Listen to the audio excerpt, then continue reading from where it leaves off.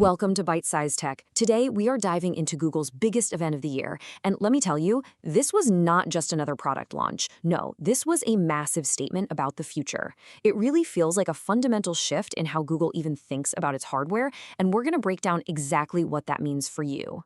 I wanted to start with this one incredible line from The Verge because it just perfectly captures the earthquake that just hit the tech world.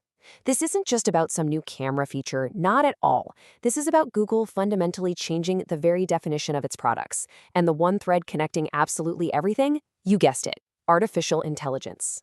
So the big idea, the central thesis of this entire event is that Google isn't just building gadgets anymore. It's building vessels, containers really, for its AI. The whole goal seems to be this AI everywhere future where your technology stops waiting for you to tell it what to do and starts, proactively helping you live your life. And the name for that future is Gemini. From the moment the event started, it was crystal clear. Every single new piece of hardware, we're talking phones, the watch, the earbuds, is built from the ground up to be a platform for Google's most powerful AI. This isn't just some software sprinkled on top. No, it's the very foundation of everything. Okay, so let's take a look at that foundation. These new devices are basically the physical stage for all this AI magic. And honestly, there are some seriously important upgrades we need to talk about. So across the entire new Pixel 10 lineup, two upgrades really stand out. First up, the Tensor G5 chip. Now, this is the first chip Google has ever made with TSMC, not Samsung. And that is a huge deal.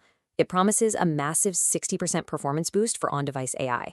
And second, Qi 2 wireless charging is finally here. Google's calling it Pixel Snap, which means magnets, a whole new world of accessories, and way more convenient charging. And here's a quick look at how the new phone family stacks up.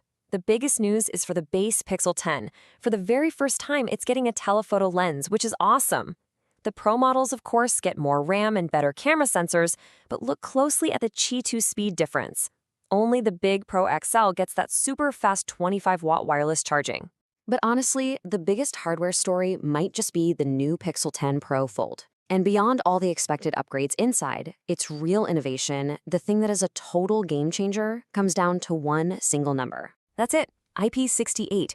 See, for years, foldable phones have had this Achilles heel, dust. You could take them near water, sure, but sand or dirt or even just pocket lint was a potential device killer. Well, until now. This rating is a huge engineering leap forward. The Pixel 10 Pro Fold is officially the world's first fully dust-resistant foldable phone. You can finally take your, yes, $1,799 foldable to the beach without having a full-blown panic attack. This is a massive step for the durability of the entire category. Now, speaking of durability, let's talk about the Pixel Watch 4 for a second, because Google revealed a philosophy here that genuinely, and I mean genuinely, surprised me. Of course, it's got all the upgrades you'd expect, a brighter display, way better battery life, and satellite SOS. But the most important update here is repairability. For the first time, the display and the battery are actually designed to be repaired. You just pop the strap off and you'll find two tiny, non-proprietary screws. Google is making a real statement.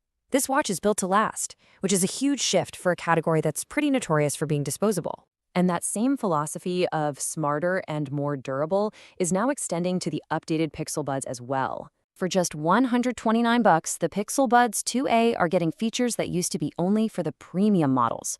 Most importantly, active noise cancellation. They're also getting Gemini AI support thanks to a new Tensor A1 chip. And, just like the watch, a new focus on longevity with a replaceable battery in the case. All right, so we've got the new hardware, the faster chips, the tougher designs, the smarter accessories. But all of it, is just setting the stage for the real star of the show. What Gemini can now actually do on these new devices. So the biggest new software feature is something called Magic Queue, and it's basically an on-device AI that tries to anticipate what you need before you do. So for example, imagine a friend texts asking for your flight info. Instead of you having to leave the app and search through your email, Magic Queue just sees the context, finds the confirmation number for you, and presents it right there in your keyboard. It's kind of like the old Google Now dream, but completely reborn with AI. But the feature that really sparked that extinction level quote we started with, that's in the camera, and it's called ProRes Zoom. The tech behind this is just fascinating. So when you zoom past 30x on the new Pro phones, it's not just some simple algorithm anymore. The phone uses a generative AI diffusion model, the same kind of tech that creates AI art from text prompts, to analyze the blurry, pixelated mess of a super zoomed photo, and then essentially create a better, cleaner, and genuinely usable image. Now, it doesn't work on people, and the results are tagged with content credentials, but it is a monumental shift. Which brings us right back to that big philosophical question.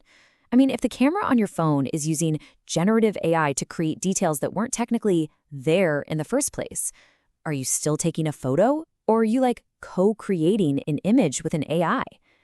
Google is really pushing the boundaries here, and it's forcing all of us to reconsider the very definition of photography itself. And the AI stuff just does not stop there. We've got live call translation that actually mimics the other person's voice for a more natural conversation. There's an AI camera coach giving you real-time tips on your framing, a personalized health coach on the watch that'll adjust your workout plan if you had a bad night's sleep, and even an AI-powered journaling app. It is, quite literally, AI everywhere. So when you kind of zoom out from all these individual features, you start to see what the real strategy is. Google isn't just trying to sell you a phone or a watch anymore. It's building a single, interconnected, AI-powered ecosystem. And that ecosystem, it starts with a physical connection, Pixel Snap. And this is more than just wireless charging. By adopting the magnetic Key 2 standard, Google is basically opening the door for a whole universe of accessories that just, click right into place. And of course, Google is launching its own lineup of accessories to kickstart the whole platform, creating a foundation for all sorts of third-party makers to build on top of. This ecosystem also extends right into your house with something called Gemini for Home. And let's be clear, this is not just a rebrand of Google Assistant, it's a fundamental leap. Assistant was reactive, it just waited for a command.